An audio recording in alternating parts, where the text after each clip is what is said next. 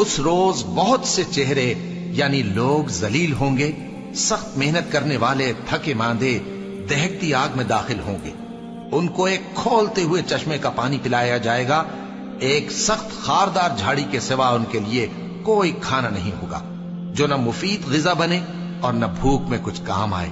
بہت سے چہرے یعنی لوگ اس روز شادماں بھی ہوں گے، اپنی محنت کے بدلے پر خوش، بہشت بری میں وہاں کسی طرح کی لغو بات نہیں سنیں گے، اس میں چشمے بہ رہے ہوں گے، وہاں تخت ہوں گے اونچے اونچے اور کٹورے قرینے سے رکھے ہوئے اور گاؤ تک یہ قطار کی قطار لگے ہوئے اور نفیس مسندیں جگہ جگہ بچھی ہوئی۔ تو کیا یہ لوگ اونٹوں کی طرف نہیں دیکھتے کہ کیسے عجیب پیدا کیے گئے ہیں، اور آسمان کی طرف کہ کیسا بلند کیا گیا ہے، اور پہاڑوں کی طرف کہ کس طرح کھڑے کیے گئے ہیں، اور زمین کی طرف کہ کس طرح بچھائی گئی؟